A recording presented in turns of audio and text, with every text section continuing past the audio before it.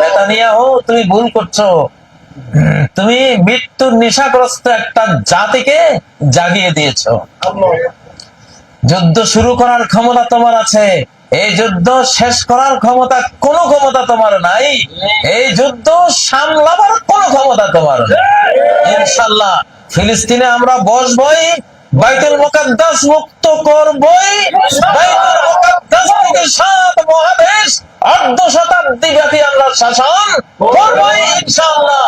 আকাশে অপেক্ষমান হযরত ঈসা আলাইহিস সালাম আছেন, তিনি আসলে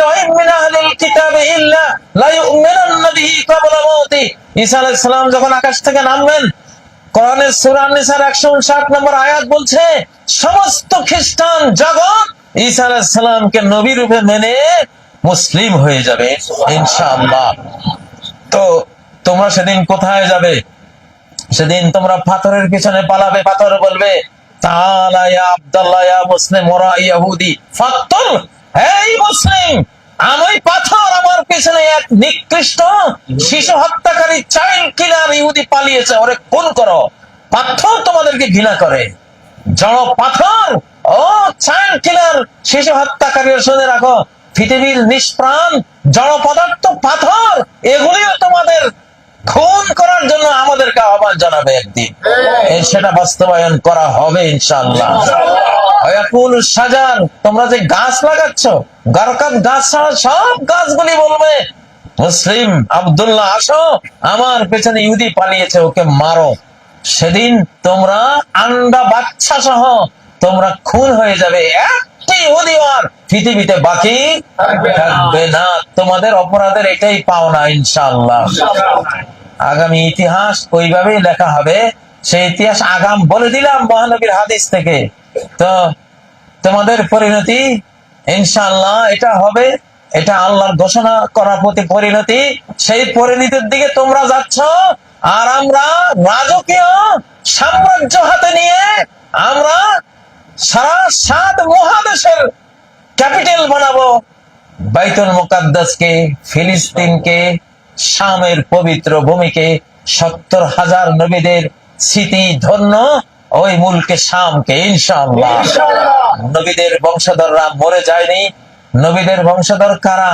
যারা নবীদের পথে চলে তারাই নবীদের বংশধর, যারা নবীদের রেখে যাওয়া ধর্মকে মানে তারাই নবীদের বংশধর, নবীদের রেখে যাওয়া ইসলাম যারা মানে তারাই নবীদের বংশধর।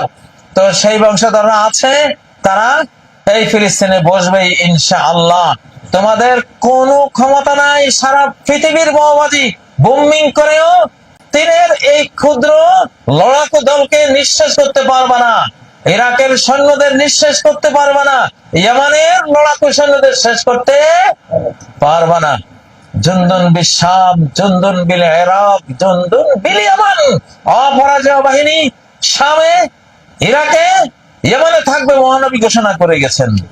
পারলে তোমরা পরাজিত করো, করে আমাদেরকে দেখাও যে হ্যাঁ পরাজিত করেছি। আসলে তোমরা সরাসরি স্রষ্টার সাথে লড়াই করছো, তোমরা সৃষ্টিকর্তার সাথে লড়াই করছো। আল্লাহর ইমানদার বান্দাদের যখন শক্তি সামর্থ্য কম থাকে তখন আল্লাহ তাআলা বেঈমানদেরকে সৃষ্টি প্রকৃতির সাথে যুদ্ধ লাগিয়ে দেন। আব্রাহা যখন 60,000 হস্তি বাহিনী নিয়ে মক্কার উপরে ছড়া হয়েছিল, আল্লাহ দেখলেন কুরাইশের জনসংখ্যাই মাত্র 500-700, এরা কি করবে 60,000 বাহিনীর সাথে। আল্লাহ তখন আব্রাহার এই বিশাল বিশাল হস্তি সম্বলিত দুর্ধর্ষ তৎকালীন পরাশক্তির এই বাহিনীর সাথে লড়াই লাগিয়ে দিলেন ক্ষুদ্র ক্ষুদ্র এক ঝাঁক পাখি।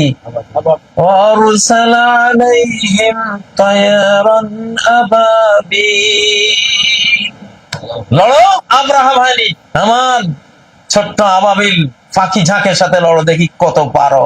ইতিহাস সাক্ষী কাসফিন মাকুল, চর্বিত ধ্বনিত ঘাসের মতো বিলীন হয়ে গেছে, হয়েছে না? ইব্রাহিম আলাইহিস সালাম যখন একাই ইমানদার ছিলেন, তার স্ত্রী সারা সহ আর কোন ইমানদার নেই, তখন নমরুদের বিশ্ব শাসক, নমরুদ বিশ্ব শক্তি, সেই পরাশক্তি নমরুদ, আল্লাহ তাআলা নমরুদের এই বিশাল বাহিনীর যুদ্ধ লাগাবার জন্য তার ফোর্স হিসেবে রিক্রুট করেছিলেন। সেদিন মনোনয়ন দিয়েছিলেন মশক বাহিনীকে, যে ঠিক আছে নমরুদ বিশ্ব শক্তি, আমি নমরুদের সাথে ইব্রাহিমের লড়াই লাগাবো না, কারণ সে একজন, তার স্ত্রী সহ দুইজন, লড়াইটা জমবে না। আমার মশক বাহিনীর সাথে নমরুদের পরাশক্তি বাহিনীর লড়াই চলবে, যুদ্ধ বাঁধাও। বেঁধেছে যুদ্ধ। আমরা জানি সেই যুদ্ধের শেষ পরিণতি মশকের কামড়ে, ল্যাংড়া মশার কামড়ে বিশ্বের দাম্ভিক অহংকারী জগৎ শেঠ সেই নমরুদ সেদিন মারা পড়েছিল। সৃষ্টিকর্তা আল্লাহ বিরাট বেঈমান বাহিনীর সাথে মশক বাহিনীর যুদ্ধ লাগিয়ে দিয়েছেন। রেজাল্ট কি হয়েছিল? মশক বাহিনী বিজয়ী,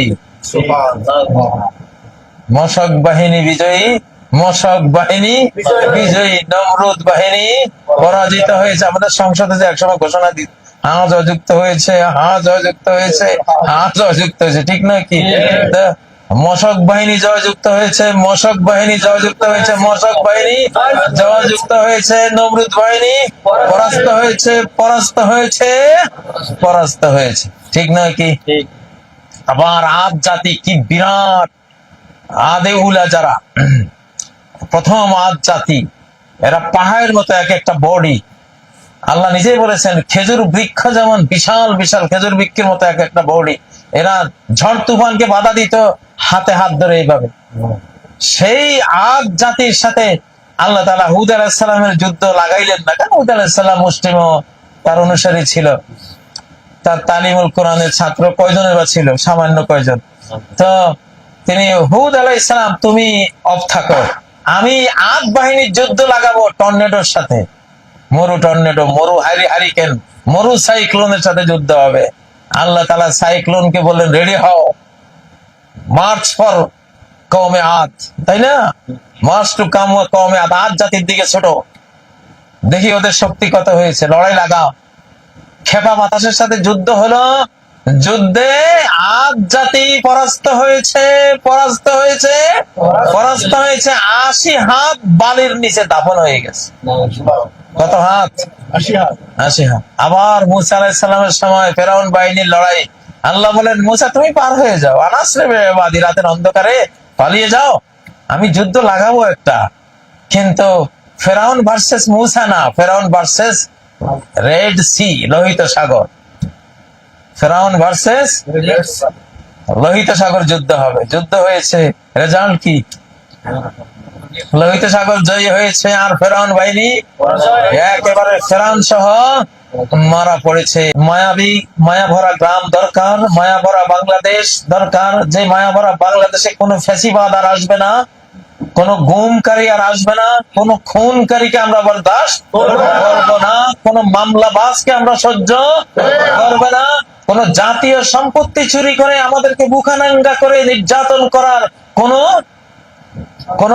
রাষ্ট্র ক্ষমতার চেয়ারে বসা ব্যক্তি আমরা আর সহ্য করব না। এই জন্য আমরা তৈরি করব মায়া ভরা গ্রাম, মায়া ভরা বাংলাদেশ, এবং তৈরি করবো মায়া ভরা পৃথিবী। যে মায়া ভরা পৃথিবীতে কোন মায়ের কোলে শিশু বোমার স্প্লিন্টারে নিহত হবে না। যেই মায়া ভরা পৃথিবীতে শিশুর মাথা কেটে যাওয়া, মাথা উড়ে যাওয়া শিশুর ধরটা নিয়ে পিতা তার দুঃখের সেই আহাজারি বিশ্ববাসীকে জানাবে, এরকম কোন করুণ দৃশ্য মায়া ভরা পৃথিবীতে আর যাতে দেখতে না হয়, সেরকম মায়া ভরা একটা পৃথিবী আমরা গড়তে চাই। রহমতুল্লিল আলামিন যে রহমা তৈরি করেছিলেন, যারা তাদের মায়া দিয়ে স্নেহ দিয়ে বিশ্বকে জয় করেছিলেন, যারা যুদ্ধের ময়দানে এতটা মায়াবী হয়েছিলেন যে মুমূর্ষ সৈনিক জীবন যাবার কালে প্রাণ জান যখন কবজ হয়, তখনকার কষ্টের পরিমাণ ওলামায়ে কেরাম বর্ণনা করেছেন ৩০০০ তলোয়ার দিয়ে একসাথে আঘাত করলে যে কষ্টটা লাগবে, জান কবজের সময় সেই বেদনাটা লাগে, সেই যন্ত্রণাটা লাগে। ওই যন্ত্রণার সময় পানির অভাবে ছাতি ফেটে যাচ্ছে, পানি পানি করে ইয়ারমুকের রণাঙ্গনে চিৎকার করতেছে, পানি আনা হলো সৈনিকের সামনে। ওই সময় আরেক সৈনিক পানি বলে চিৎকার দিল, এ ভাই বলল এই পানি আর আমার মুখে যাবে না, আমি পারি না। আমার ওই প্রিয় ভাইটি পানির কথা বলেছে, আমি এতটা নিশ্চত্ব হতে পারি না, অসম্ভব, ওই পানি তার কাছে নিয়ে যাও। নিয়ে গেল। সে মুখের কাছে নেবে, আরেক ভাই পানি বলে চিৎকার দিল, এ বললো এই পানি আমার জন্য পান করা সম্ভব না, আমার ওই ভাইয়ের কাছে নিয়ে যাও। নিয়ে গেল, গিয়ে দেখে সে মারা গেছে। দৌড়ে আসলো এর কাছে, এও মরে গেছে। দৌড়ে আসলো এর কাছে, এও নাই। আল্লাহু আকবার। তোমরা কি চাও এমন একটা মায়া ভরা পৃথিবী? কারা কারা চাও? ইনশাআল্লাহ, ইনশাআল্লাহ আমরা এই প্রকল্প আমরা কাজ করছি 2004 থেকেই। প্রায় 3 শতাধিক গ্রাম আমাদের হাতে আছে তৈরি করা। তো আমরা এখন এগুলোকে নার্সিং করব, সাজাবো।